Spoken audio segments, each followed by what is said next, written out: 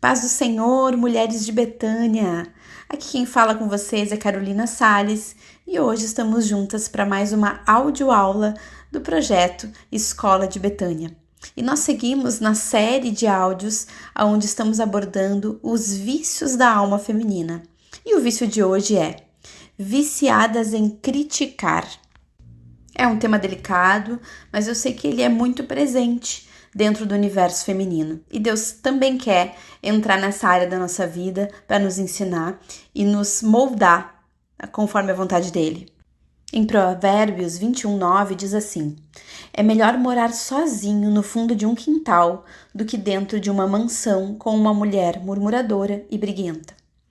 Esse é um trecho da palavra que ele é duro conosco, mulheres.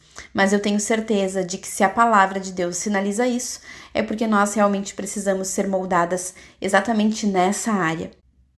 Nós, mulheres, temos uma tendência maior em ter uma postura mais crítica frente às situações. E eu vou te explicar o motivo de por que isso acontece mais conosco. Na verdade, está relacionado a uma habilidade que nós temos mais desenvolvida do que o homem. A mulher, ela tem uma visão mais ampliada no que diz respeito aos detalhes das coisas e situações. Pode observar a forma como uma mãe cuida e se porta com pequenos detalhes da vida do seu filho, seja comida, seja roupas, seja organização da casa, é diferente da do pai. A mãe tem um olhar mais aguçado e consegue enxergar, inclusive, alguns trejeitos que mostram ali que o filho não está tão bem. A mãe tem esse radar muito desenvolvido. Também no seu aspecto profissional, a mulher, ela tem um olhar mais ampliado para os detalhes, para as coisas que passam muitas vezes desapercebidas no olhar do masculino. E por termos exatamente esse radar mais ampliado e conseguirmos enxergar com mais precisão, o nosso olhar também se torna mais crítico, mais exigente. Ou seja, uma qualidade que pode vir a somar o nosso desenvolvimento e também na construção da nossa família, ela também pode se tornar uma grande enrascada nos nossos relacionamentos. Parece que nós nos sentimos responsáveis em sempre ter que avisar as coisas, falar o que deve ser feito, dizer o que está errado.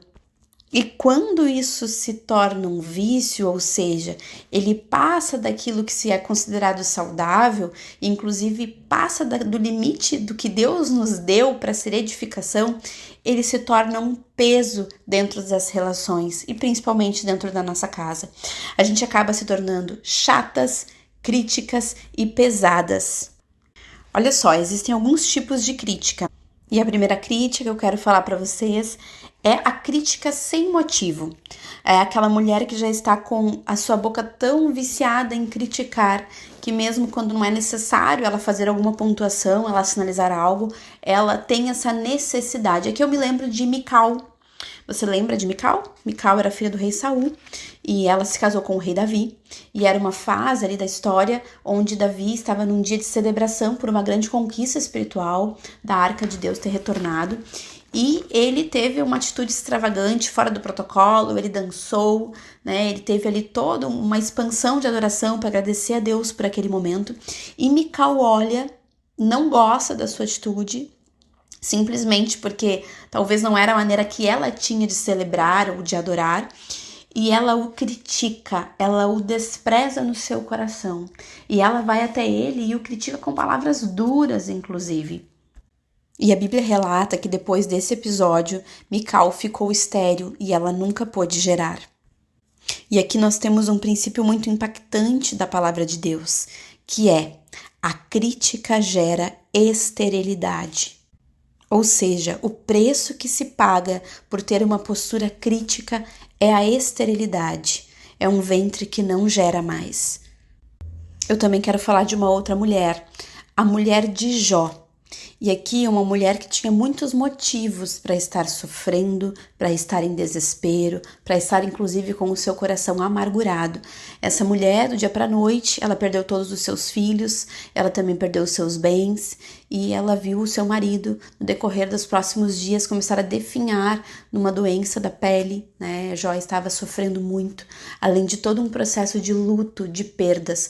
Essa mulher realmente tinha motivos para estar com o seu coração amargurado, mas os mesmos motivos que ela tinha, Jó também tinha. E a postura de Jó foi diferente da postura da sua mulher. E você sabe que ela chegou até Jó, ela viu ele ainda numa postura esperançoso, ainda adorando a Deus, ainda esperando o auxílio de Deus, e ela o critica.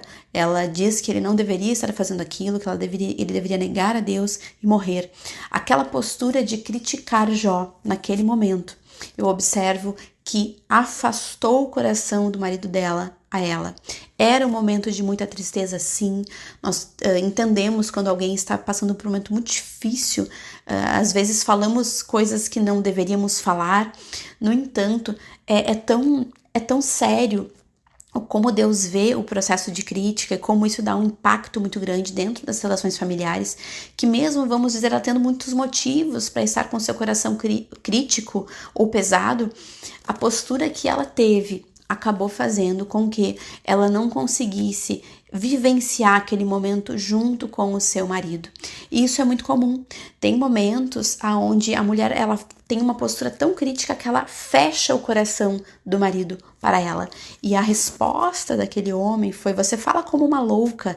Ele realmente se bloqueou e ela não conseguiu mais acessá-lo, provavelmente no decorrer do tempo. Cada um ficou no seu lugar e eles poderiam sim ter vivido isso juntos.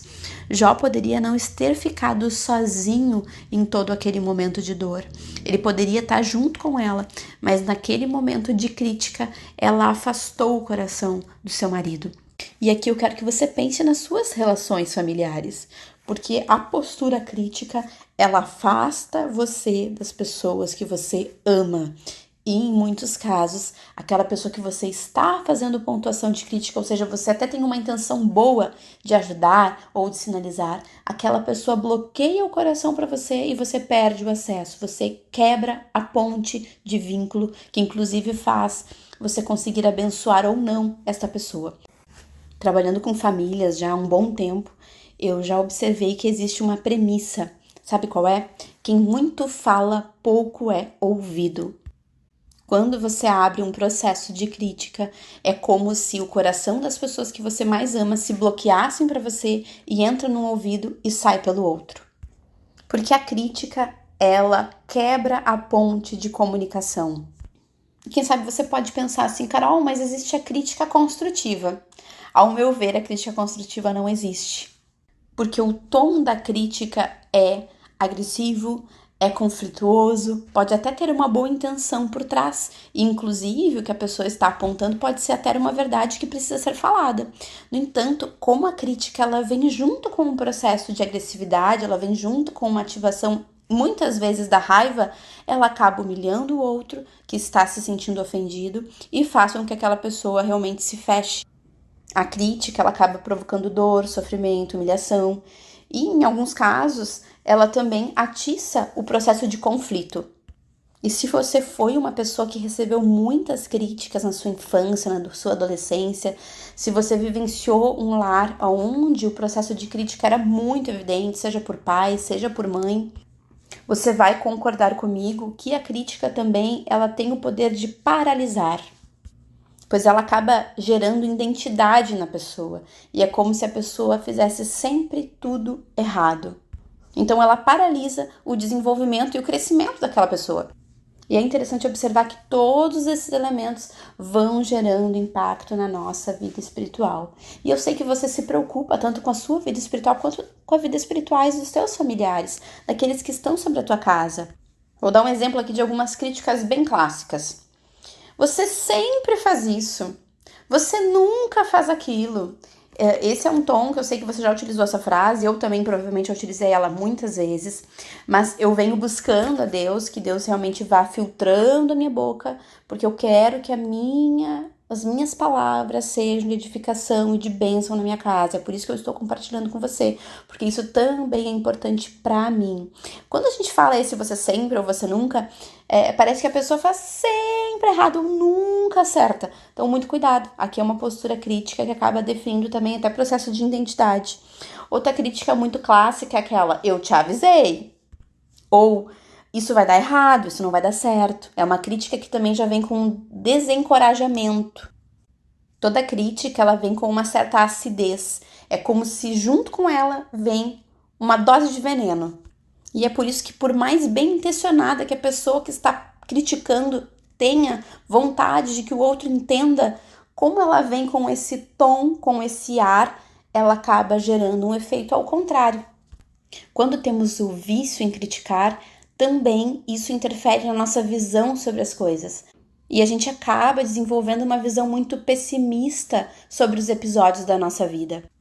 Pode estar tudo certo, mas se tem uma coisinha que não foi certa, que está errada, já é motivo para a crítica vir com muita força e ela acaba isolando e anulando todo o processo positivo de conquista dentro do contexto familiar. Ou seja, quando a crítica ela acaba dando uma visão mais pessimista, ela também ativa um processo de maior incredulidade e falta de fé.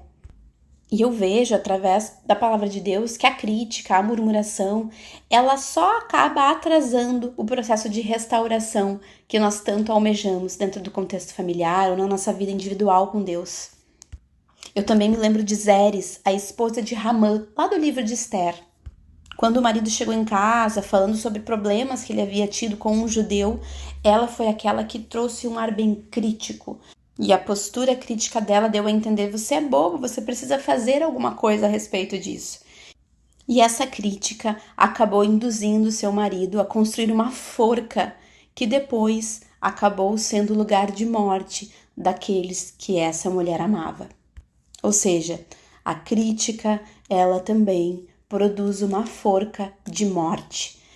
É muito forte esse assunto e Deus trata com muita seriedade.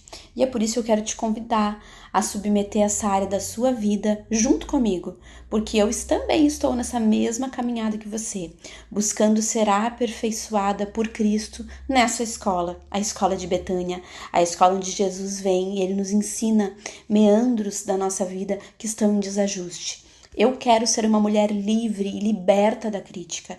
Eu quero que a minha boca sirva para abençoar os meus amados. Amém, mulheres de Betânia? Esse nosso áudio-aula está sendo concluído e eu convido a você a abrir ali no grupo e também pelo link aqui do YouTube o exercício dessa aula, porque nós queremos que você tire um tempo de oração a respeito desse assunto que é tão delicado, mas é tão poderoso também se a gente permitir que Deus entre nessa área da nossa vida e faça o que Ele quer fazer e tire o que Ele quer tirar. O impacto que isso tem na nossa vida espiritual e na vida espiritual dos nossos familiares é gigantesco. Então eu te convido a acompanhar conosco o exercício, sempre respondendo ali as perguntas de uma forma reflexiva, e depois sendo guiada através da oração, que já tem ali um início, e depois seguindo a tua oração de uma forma espontânea. A crítica, a murmuração, ela é um pecado. Então também confesse a Deus esse vício e peça a Ele libertação. Estamos juntas, crescendo a cada dia, a cada semana, a cada aula do nosso Escola de Betânia. Eu te espero logo mais na próxima semana.